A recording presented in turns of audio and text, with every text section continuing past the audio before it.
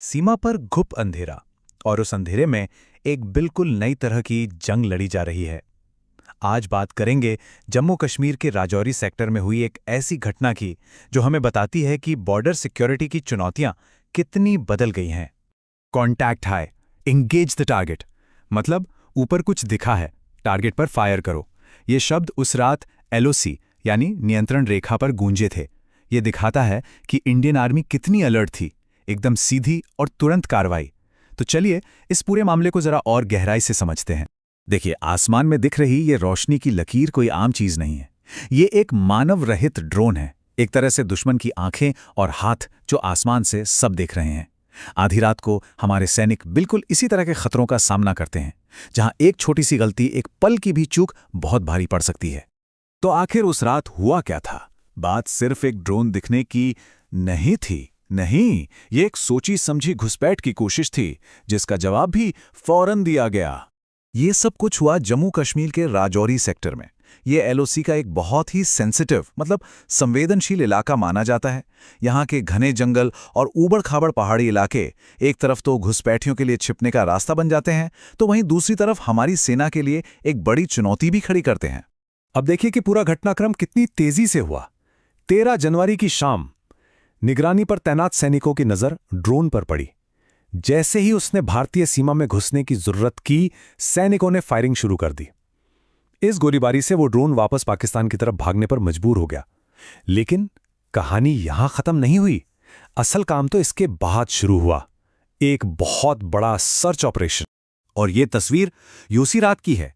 हवा में चमकती ये गोलियों की रोशनी सिर्फ रोशनी नहीं है, ये उस निर्णायक कार्रवाई का सबूत है। ये एक साफ और सीधा मैसेज था कि भारतीय सीमा में किसी भी तरह की घुसपैठ को बर्दाश्त नहीं किया जाएगा, चाहे वो जमीन से हो या फिर आसमान से। अच्छा, अब यहाँ एक बहुत जरूरी सवाल उठता है। अगर ड्रोन वापस चला ही गया था, तो फिर इतने बड़े सर्च ऑपरेशन की क्या जरूरत थी? बात यह है कि सेना की इस कार्रवाई के पीछे एक बहुत गहरी स्ट्रैटेजी छिपी थी। देखिए, ड्रोन का नजरों से ओझल हो जाना, इसका मतलब ये बिल्कुल नहीं था कि खतरा टल गया है।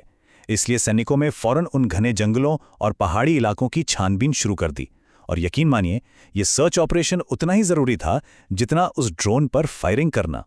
तो सवाल वही है कि आखिर इस तलाशी की जरूरत क्यों पड़ी? क्या वो ड्रोन सिर्फ जासूसी कर रहा था या फिर उसका इरादा कुछ और ही था? देखिए, सेना उस वक्त 3 बड़ी संभावनाओं को ध्यान में रखकर काम कर रही थी। पहली, हो सकता है कि ड्रोन ने वापस भागने से पहले ही अपना पेलोड, मतलब हथियार, ड्रग्स या कुछ और, नीचे गिरा दिया हो। दूसरी संभावना कि उस सामान को बाद में उठाने के लिए कहीं जंगल में छिपा दिया गया हो। और तीसरी, जो सबसे खतरनाक थी, कि आतंकी या उनके मददगार, जिन्हें हम OGWs कहते हैं, वो उस सामान को उठाने के लिए आसपास ही कहीं इंतजार कर रहे हों। तो चलिए अब ये समझते हैं कि इन ड्रोन से असल में खतरा है क्या, क्योंकि ये सिर्फ जासूसी करने वाले खिलौने नहीं हैं। नहीं, ये प्रॉक्सी वॉर यानी छद्म युद्ध के मॉडर्न हथियार हैं। तो इन ड्रोन्स के जरिए क्या क्या भेजा जाता है? हथियार, गोला बारूद, ड्रग्स, पैसा और यहां तक कि कम्युनिकेशन डिवाइस भी। ये सारी चीजें सीमा पार पहुंचाई जाती हैं और इन सब का एक ही मकसद होता है, आतंकवाद को बढ़ावा देना और इलाके में अशांति फैलाना। तो खतरा सिर्फ हवाई नहीं है, ये बहुत असली और जमीनी है। अब जरा इस एक घटना से हटकर बड़ी तस्वीर को देखते हैं। ये जो ड्रोन वाली घटना है, ये पाकिस्तान की एक बड़ी मिलिट्री स्ट्रैटेजी का हिस्सा है, जिसे कहते हैं असिमेट्रिक वॉरफेयर या असममित युद्ध। तो ये असिमेट्रिक वॉरफेयर होता क्या है? इसका सीधा सा मतलब है कि जब दो ताकतों में आमने सामने की लड़ाई न हो, बल्कि एक कमजोर पक्ष दूसरे मजबूत पक्ष को परेशान करने के लिए गैर पारंपरिक तरीके अपनाए, जैसे कि ड्रोन का इस्तेमाल। ये बिल्कुल सटीक उदाहरण है। इसमें लागत भी कम है, रिस्क भी कम है और एक बड़े दुश्मन को लगातार उलझाए रखा जा सकता है। और इस पूरी रणनीति का सबसे दिलचस्प पहलू है प्लॉजिबल डिनायबिलिटी, मतलब साफ साफ मुकर जाने की गुंजाइश। क्योंकि ये ड्रोन्स मानव रहित होते हैं, तो इनको भेजने वाला देश बड़ी आसानी से कह सकता है कि हमारा इससे कोई लेना देना नहीं है। अगर ड्रोन पकड़ा भी जाए, तो ये साबित करना बहुत मुश्किल हो जाता है कि इसे भेजा किसने था। और यही बात उन्हें एक स्ट्रेटेजिक फायदा देती है। तो सवाल यह है कि इस नई चुनौती का भारत जवाब कैसे दे रहा है? भारत ने इस तरह के खतरों से निपटने के लिए एक बहुत ही साफ और मजबूत पॉलिसी अपनाई है। और वो पॉलिसी है जीरो टॉलरेंस, यानी शून्य सहिष्णुता। इसका मतलब एकदम साफ है। सीमा पर किसी भी तरह की संदिग्ध हरकत बर्दाश्त नहीं की जाएगी और उस पर एक्शन तुरंत और बहुत सख्त होगा। राजौरी की ये घटना पूरी दुनिया को एक सीधा मैसेज देती है।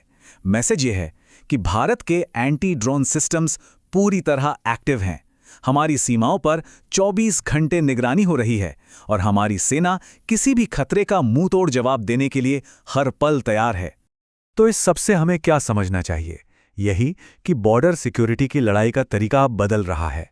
ये जंग अब सिर्फ जमीन पर नहीं बल्कि आसमान में टेक्नोलॉजी के जरिए भी लड़ी जा रही है। लेकिन इस बदलती चुनौती के बीच एक बात बिल्कुल साफ है, भारत सतर्क भी है और तैयार भी।